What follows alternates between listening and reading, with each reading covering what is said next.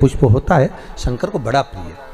और दूसरे नंबर पर शंकर को प्रिय है शमी का पुष्प, बहुत ध्यान देना महाराज। तीसरे नंबर पर शंकर को प्रिय है महाराज सरसों का पुष्प। सरसों होती है ना, जो राई अपन बोते हैं, सरसों बोते हैं, उसमें पीले कलर का जो पुष्प लगता है। हमारा तो निवेदन रहता है जब तक सरसों आए तो प्रयास करा करो कि सरसों के 108 पुष्प शंकर भगवान पर चढ़ाना प्रारंभ कर दो। महाराज ये पक्का है कि वर्ष भर कोई बड़ी बीमारी आपको घेर नहीं सकती अगर सरसों के फूल शिव को चढ़ रहे हैं तो।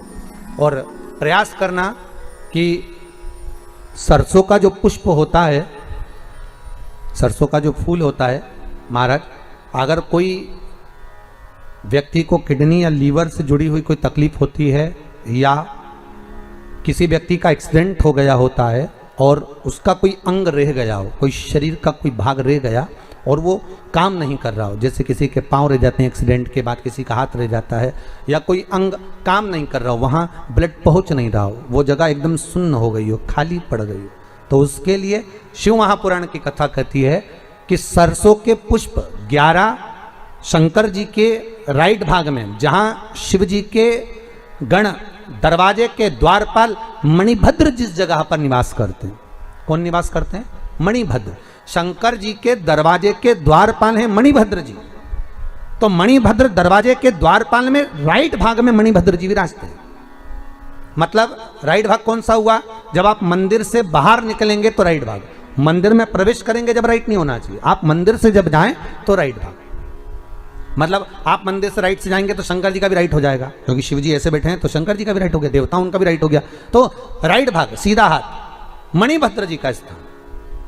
11 सरसों के पुष्प मणिभद्र के उस द्वार पर आप रख दीजिए और मणिभद्र के द्वार पर रखकर अंदर जाकर 108 वापिस जब आप बाहर निकल रहे हैं, ये पुष्प आप रखने के बाद एक बार बाहर जाएंगे, फिर वापिस आएंगे मणिभद्र के रखने के बाद, और अंदर जाकर 108 सरसों के पुष्प शंकर को समर्पित करेंगे महाराज। उस सरसों के पुष्प जो शिव जी को आप समर्पित कर रहे हैं उसको वापस लेकर आएंगे, श्री शिवाय नमस्तुभ्यम बोलकर उस सरसों के पुष्प को महाराज सरसों के तेल की बोतल में उसको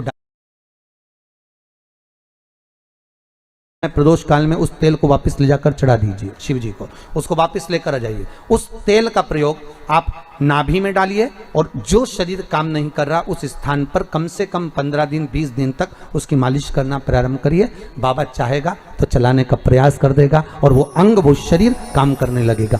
मणिभद्र का स्मरण, श्री शिवाय नमस्तुभ्यम, सब बोलिए एक बार जमकर, श्री, अरे पहले बोल दिया, हमारे साथ तो बोलो, श्री शिवाय नमस्तुभ्यम। भगवान शिव के मंत्र का स्मरण कर कर करते सरसों का जो पुष्प है उसमें आनंद की अनुभूति है।